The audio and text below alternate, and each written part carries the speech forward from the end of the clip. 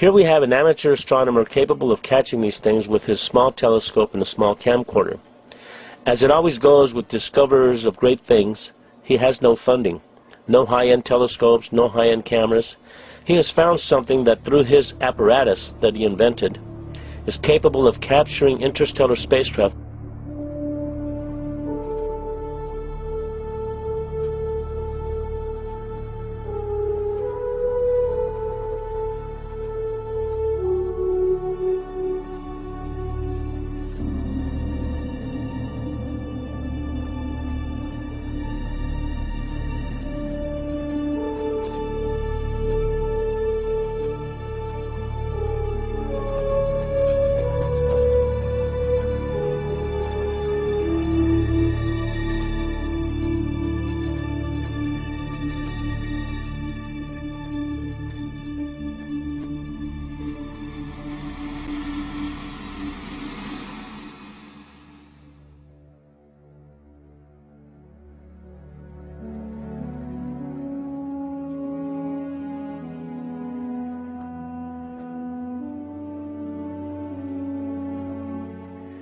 If the starships that John Leonard Walson has captured in deep space are ours, then I am glad we have them out there protecting our planet. What they are protecting us from is thought-provoking, to say the least. These things are enormous. On the other hand, if they are not ours, I wonder who or what is operating them. There was a fear then that, of something out there. It became a very big concern. Asteroids, UFOs, people coming from other places. Paranoia was also there within the government. You know, at certain levels, you could feel it. You knew it was happening. I noticed the satellites' positionings. I said, now this is supposed to be a system that tracks radar anomalies on Earth, right? You know, the whole thing, the movement.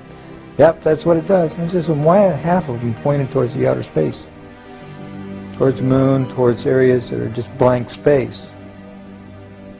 Well, I don't know, was the reply. He says, never thought about it. He says, well, at least half of those satellites you got up there aren't looking at Earth. I said, what are they looking for? He says, well, you got to have need to know about that. I said, I see. In other words, who's coming? He says, we don't know. Dropped, end of subject. Ever since I got involved with John Leonard Walson, I always now look at the Big Dipper in a totally different way. I can't wait to have people all over the world seeing them. The great thing about the interstellar starships is we know where they are.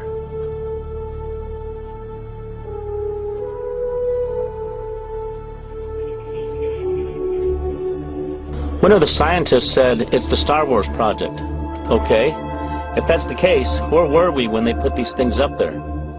When one thinks how much one large structure weighs, it's inconceivable how we got it into deep space. The machinery it would take to construct one of these things is no less conceivable.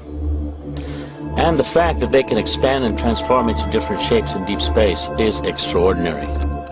There are questions I have. If they are man-made, then we must have technologies that are way beyond our comprehension. What kind of energy systems are being applied here? This is one big puzzle that has yet to be solved, or at the very least, acknowledged.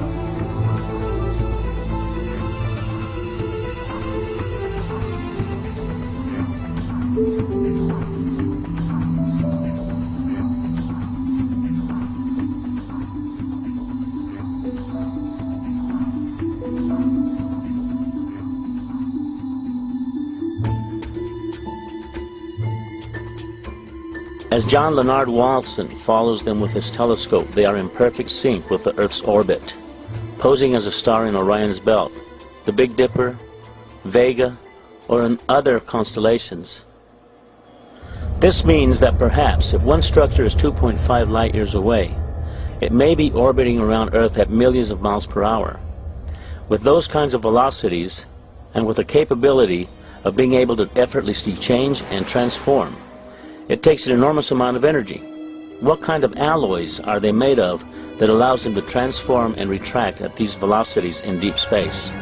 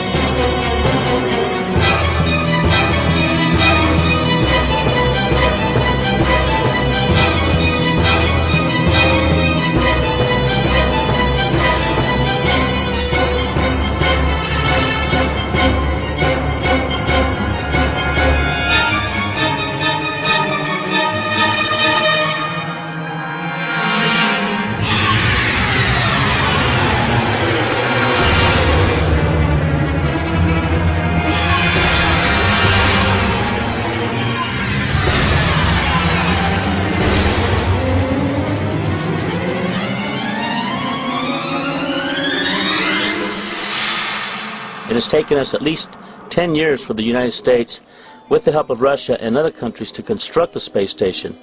And when you look at these huge structures that are in deep space, you just have to wonder, what are these things? Who inhabits them? There are rumors about secret projects where men and women have been sent into outer space as an exchange program. You need to think about this. We have wars going on right now here on Earth. Our planet is in turmoil. People of the Earth have no concept as to what reality is anymore. We are too busy fighting terrorists, too busy looking out for human enemies. Is something more sinister awaiting our planet? Are we under observation and under close scrutiny? We don't know what we are about to learn about the interstellar communities that are obviously among us, orbiting our planet in our immediate solar system.